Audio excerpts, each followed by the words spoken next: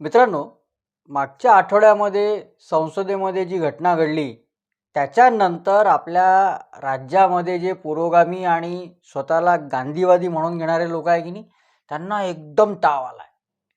दिवस रात्र महात्मा गांधी, गांधींचे विचार, अहिंसा याच्यावर जे लोक लेक्चर झाडत असतात ते आता हिंसक झालेले आहे. त्यांच्यासमोर जो काही प्रॉब्लेम आहे, म्हणजे जो प्रॉब्लेम त्यांच्यासमोर येईल त्याचं सोल्युशन, त्या प्रॉब्लेमचं सोल्युशन म्हणजे हिंसा, असा यांचा ठाम समज आहे. मी काय आपल्या मनाचं नाही सांगू राहिलो.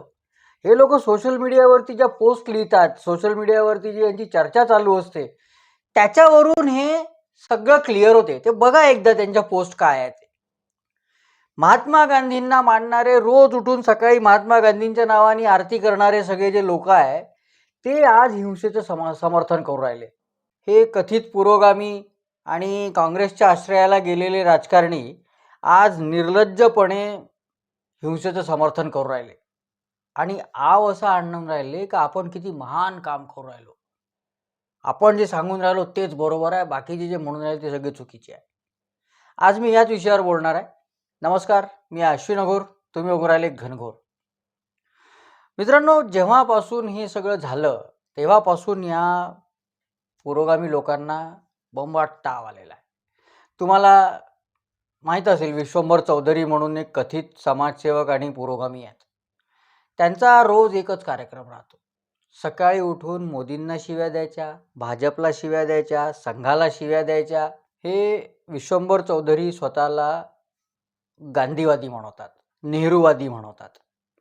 यांचा असा ठाम समज आहे, यांचा असा ठाम दावा आहे की महात्मा गांधी आणि पंडित जवाहरलाल नेहरू हे सगळ्यात ग्रेट पॉलिटिकल लीडर्स होते, ग्रेटेस्ट ऑफ ऑल. आणि यांना असं वाटते का महात्मा गांधींच्या विचारांना तर काय पर्यायच नाही. गांधींचे विचार सोडून कोणीच देश चालवू शकणार नाही. आपला देश गांधींच्या विचारावरच चालू शकतो, अदरवाईज आपला देश चालू शकत नाही. जे लोक असा प्रयत्न करतील गांधींच्या विचारांना सोडून देश चालवण्याचा, ते संपतील आपोआप आणि देश पुन्हा गांधींच्या विचाराकडे जाईल वगैरे. म्हणजे काय काय एक एक ज्ञान वाटत राहतात सकाळी उठले की. एकीकडे स्वतःला गांधीवादी म्हणवतात, अहिंसावादी म्हणवतात, रोज सकाळी उठून भजन करत असतात, आणि दुसरीकडे यांच्या डोक्यातले विचार बघा. म्हणजे हे मी मी मी नाही सांगू राहिलो, हे त्यांनी सोशल मीडियावरती लिहिलेलं आहे की देशात जे चालू आहे ते सगळं चुकीचं चालू आहे, देशातले राज्यकर्ते सध्याचे जे आहेत ते नालायक आहेत, आणि हे सगळं जर तुम्हाला बदलायचं असेल तर 5-25 लाख लोकांनी मिळून संसदेला वेढा घाला, अहिंसक आंदोलन करा. आता हे अहिंसक आंदोलन करा वगैरे हे जे आहे ना, हे शब्द फक्त कायद्याच्या कचाट्यात सापडायला नको म्हणून वापरलेले आहे. आता मला एक गोष्ट सांगा, 5-25 लाख एका ठिकाणी जमले लोक, तर ते काय अहिंसेने आंदोलन करतील का? गुलाबाचं फूल नेऊन देतील का? गांधीगिरी करतील तिथे जाऊन? शेतकरी आंदोलन पाहिलं तर आपण किती हिंसक झालं होतं. तेही तर गांधींचं नाव घेऊन चालू होतं. तिथेही उठता बसता लोक महात्मा गांधींचं, जवाहरलाल नेहरूंचं नाव घेत होते.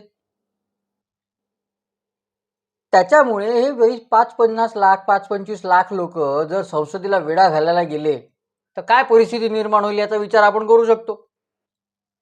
आणि यांच्या गँगमधले, यांच्या कंपूतले दुसरे एक महाशय आहेत, ते वकील आहेत, असीम सरोदे. त्यांच्या मनात भाजपबद्दल इतका द्वेष ठासून भरलेला आहे का बस रे बस. म्हणजे भाजपचा राग आहे, संघाचा राग आहे, म्हणून भाजपला जे लोक मतदान करतात निवडणुकीमध्ये त्यांचाही यांना राग येतो. जर यांना सगळे अधिकार दिले तर काय करतील देवाला माहित. ज्या लोकांनी भाजपला मतं दिले त्यांच्याबद्दल काय वाटेल ते लिहित असतात. यांनी आता नुकतीच एक, म्हणजे या 5 राज्यांच्या निवडणुका झाल्या त्याच्यानंतर एक सोशल मीडियावरती पोस्ट लिहिली. त्याच्यात त्यांनी काय लिहिलंय की गोबरपट्टा अजून सुशिक्षित व्हायचा आहे. गोमूत्र राज्यातले, म्हणजे उत्तर प्रदेश, मध्य प्रदेश, हरियाणा, बिहार, काऊ बेल्ट ज्याला म्हणतात, त्या पट्ट्यात जे राज्य आहेत त्या राज्यांमधली ईव्हीएम यंत्रणा संशयास्पद आहे. म्हणजे यांच्या मनासारखं समजा झालं नाही तर सगळं चुकीचं. काँग्रेसला लोकांनी मतं दिले नाही तर लोक अशिक्षित, ते सुशिक्षित व्हायचे आहे, अजून त्यांना अक्कला नाही आहे. जर भाजपला मतं दिले तर सगळे मतदार चुकीचे. म्हणजे करोडो लोक जे भाजपला मतं देतात ते अशिक्षित, आणि जे काँग्रेसला मतं देतात तेच फक्त चांगले. तिसरे एक अजून महाभाग आहे यांच्या कंपूमध्ये, निखिल वागळे.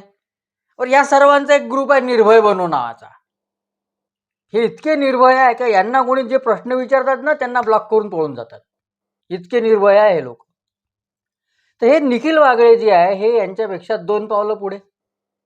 यांनी एक सोशल मीडियावरती पोस्ट लिहिली की राजकारणी जर का मुर्दाडपणे वागले तर जनतेची प्रतिक्रिया हिंसकच होणार आहे.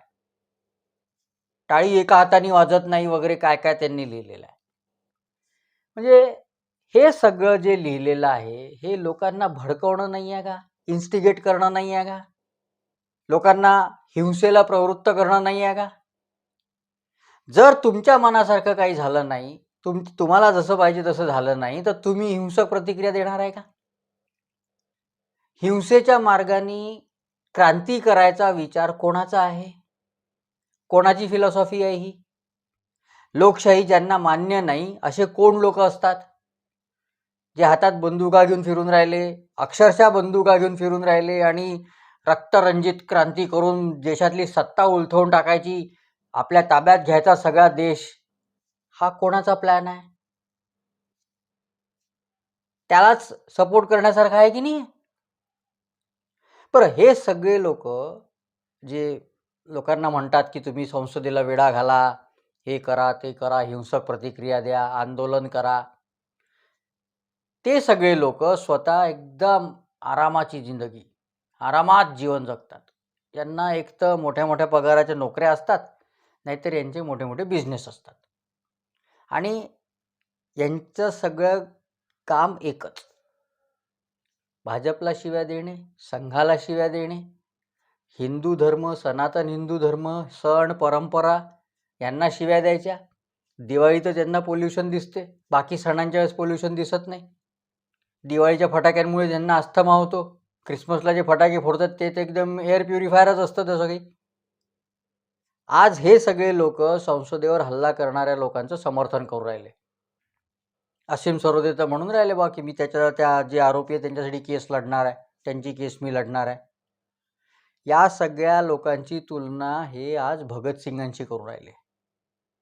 आणि हे तर आहेतच, पुरोगामी म्हणणारे लोक स्वतःला आहेतच, त्याच्यासोबत राजकारणी सुद्धा आता त्यांची या सगळ्या लोकांची तुलना भगतसिंगांशी करून राहिले. हे राजकारणी कोण आहे? शिल्लक सेनेचे नेते संजय राऊत. म्हणजे आता कसं आहे, हा काँग्रेससोबतच्या जवळ गेलेले आहे, ताजे असे भट्टीतनं निघाले, गरम गरम सेक्युलर झालेले आहे. काँग्रेसची असलेली इमानदारी यांना सिद्ध करायची आहे, त्याच्यासाठी जीवाचा आटापिटा करू राहिले. आता एक साधं उदाहरण घ्या, अमोल शिंदे, संसदेवरच्या हल्ल्यामधला एक तरुण. या सगळ्या घटनेनंतर त्याच्यावरती UAPAचा गुन्हा दाखल झालेला आहे. आता त्याला आयुष्यभर हे भोगावं लागणार आहे.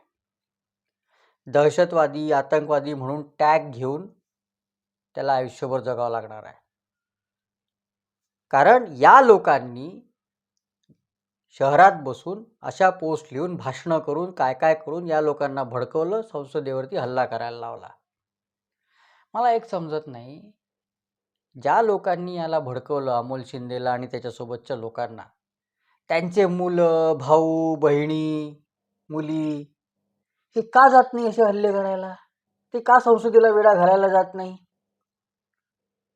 5-25 लाख लोकांनी संसदेला वेढा घातला पाहिजे असं जेव्हा लोक विश्वंभर चौधरी म्हणतात, तेव्हा ते त्याच्यात हे नाही लिहित की त्याच्यात मी पण एक येतो, मी माझ्या कुटुंबाला घेऊन येतो, माझ्या भावाला घेऊन येतो, माझ्या बहिणीला घेऊन येतो. असं ना विश्वंभर चौधरी म्हणत, ना असीम सरोदे म्हणत, ना निखिल वागळे म्हणत. या सगळ्या ह्याच्यासाठी, हे सगळे कामं करायसाठी यांना गरीब तरुणच कशाला पाहिजे? ज्या पोलीस केसेस होतात, जे गुन्हे घडतात, त्या केसेस हे आपल्या अंगावर का घेत नाही? केसेस घ्यायला अमोल शिंदे सारखे लोक, भडकवायला यांच्यासारखे लोक. आता UAPA लागू झाल्यानंतर अमोल शिंदेचं आयुष्य बर्बाद झालेलं आहे. त्याला नोकरी मिळणार नाही, पासपोर्ट मिळणार नाही. कुठेही नोकरी मागायला गेला तर ही गोष्ट त्याच्या आयुष्यातली समोर येईल. आयुष्यभर त्याचा प्रॉब्लेम होणार आहे. पण त्याला भडकवणारे जे लोक आहेत त्यांना काही फरक पडला का? काही फरक पडला नाही. त्यांचं आयुष्य होतं तसंच आरामात चालू आहे. आता या सगळ्या घटनेचं राजकारणही होऊन राहिलं. ते तर होणारच होतं. त्याला काही पर्याय नाही. आपल्या देशामध्ये कशाचंही राजकारण होते. राहुल गांधी काँग्रेसचे नेते आज मीडियामध्ये येऊन बाईट देऊन राहिले का देशामध्ये बेरोजगारी आहे, तरुणांमध्ये नाराजी आहे, त्याच्यातून हे लोक असं पाऊल उचलून राहिले, अशी रिॲक्शन देऊन राहिले. जेव्हा त्यांचं सरकार होतं, काँग्रेसचं सरकार होतं, UPAचं सरकार होतं, तेव्हा देशातल्या किती तरुणांना नोकऱ्या दिल्या? तेव्हा तरुणांसाठी काय केलं? तेव्हा सगळं आलबेल होतं का? राजस्थानमध्ये यांची 5 वर्ष सत्ता होती. किती किती जणांना नोकऱ्या दिल्या यांनी राजस्थानमध्ये? छत्तीसगडमध्ये किती जणांना नोकऱ्या दिल्या? कर्नाटकमध्ये यांचं सध्या सरकार आहे. किती जणांना नोकऱ्या देऊन राहिलं कर्नाटक सरकार? आता जेव्हा संसदेवरती हल्ला झाला तेव्हा राहुल गांधी शांतपणे उभं राहून ते सगळं बघत होते. त्याच्यावरून तारीफ, धीर गंभीर नेता, डटके खडा रह गया वगैरे वगैरे काय काय चालू होतं. बघत होते नुसते. पण बाकीच्या खासदारांसारखे त्या हल्लेखोरांना पकडायला गेले नाही, धावले नाही पकडायला. का नाही धावले राहुल गांधी? याचे 2 कारणं असू शकतात. एक म्हणजे आपल्या आजूबाजूला काय होऊन राहिलं हे त्यांना समजतच नव्हतं. ते नेहमीप्रमाणे ब्लँक झाले होते. त्याच्यामुळे एकदम असे उभे राहिले होते. हातापायातले त्राण गेले, हातपाय एकदम गळून गेले. त्याच्यामुळे ते नुसते उभे राहून बघत होते. म्हणजे ही was trying to come to the terms की what is happening around himself. किंवा दुसरं एक कारण त्याच्यात असं असू शकतं की जे काही झालं होतं ते त्यांना अपेक्षित होतं. त्यांना माहीत होतं की असं काहीतरी होणार आहे. म्हणून ते फक्त उभे राहून लक्ष ठेवत होते की बरोबर होऊन राहिलं की नाही ठरल्याप्रमाणे. काही सांगता येत नाही. या शक्यता आहे. मी म्हणत नाही की असंच झालं असेल, पण शक्यता नाकारता येत नाही आपल्याला. आता जर का हा हल्ला बेरोजगारीमुळे केलेला आहे तर आजपर्यंत जितके हल्ले झाले, यांच्या सरकारच्या काळातही जितके हल्ले झाले, 74 पासून जे झाले, एक जण बंदूक घेऊन गेला, एक जण चाकू घेऊन गेला, एक जण एक्सप्लोजिव्ह घेऊन गेला, ते सगळे जेव्हा यांची आजी पंतप्रधान होती, वडील पंतप्रधान होते, UPAचं सरकार होतं, यांची आई सोनिया गांधी या डिफॅक्टो प्राईम मिनिस्टर होत्या, सरकार तर त्याच चालवत होत्या. तेव्हा ज्या अशा घटना घडल्या त्याला काय म्हणणार आहे? तेव्हाच्या सरकारने पण रोजगार दिले नाही, तेव्हाच्या सरकारने पण यांना चांगलं वागवलं नाही, म्हणून हे झालं. जर आज हे कारण तुम्ही देऊन राहिले तर तेव्हाही हेच कारण लागू असायला पाहिजे. म्हणजे मला एक समजत नाही की दरवेळेस यांच्या हे लोक या गुन्हेगार आणि अशा या लोकांच्या सोबतच काऊन उभे राहतात? तुकडे तुकडे गँगच्या सोबत जाऊन काऊन उभे राहतात? अफजल गुरुचे समर्थक यांचे मित्र का असतात?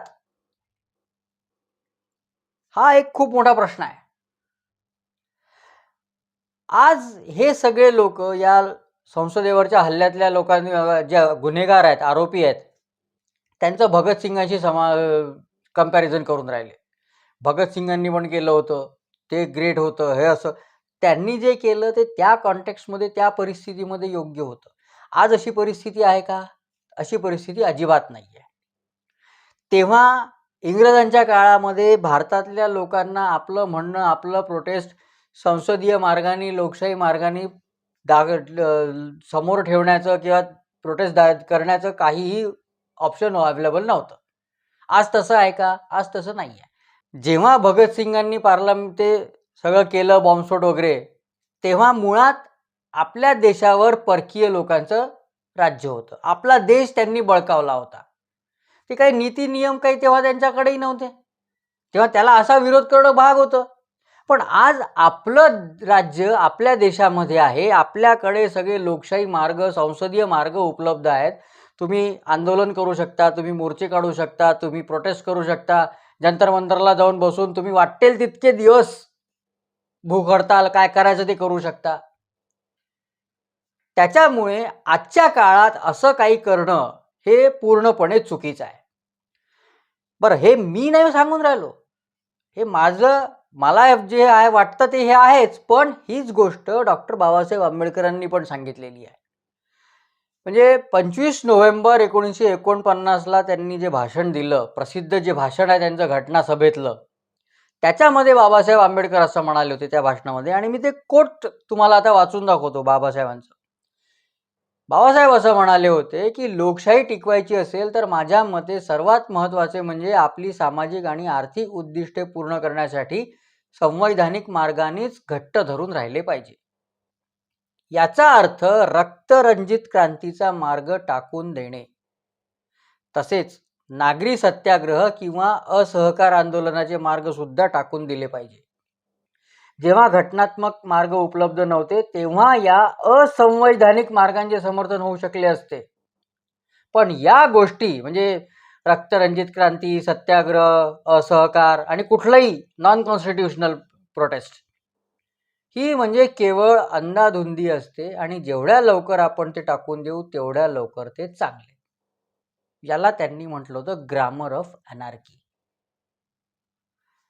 ज्यांचा देशाच्या घटनेवर विश्वास नाही आहे, ज्यांचा देशाच्या लोकशाहीवर विश्वास नाही आहे, ज्यांचा फक्त रक्तरंजित क्रांतीवरच विश्वास आहे, त्यांना या देशाची व्यवस्था उलथून टाकायची आहे, बंदुकीच्या जोरावर स्वतः सत्तेत यायचं आहे, त्याच लोकांना ही गोष्ट बरोबर वाटू शकते आणि या अमोल शिंदे आणि त्याच्या साथीदारांनी जे केलं त्याचं समर्थन हे लोक करू शकतात. आणि जे लोक याचं समर्थन करून राहिले, माझं मत असं आहे की ते सगळे या विचारसरणीचे लोक आहे. मित्रांनो, आता इथेच थांबतो. हा व्हिडिओ तुम्हाला आवडला असेल तर लाईक करा, मित्रपरिचितांसोबत शेअर करा आणि घनघोर चॅनलला जास्तीत जास्त सबस्क्राईब करा. धन्यवाद.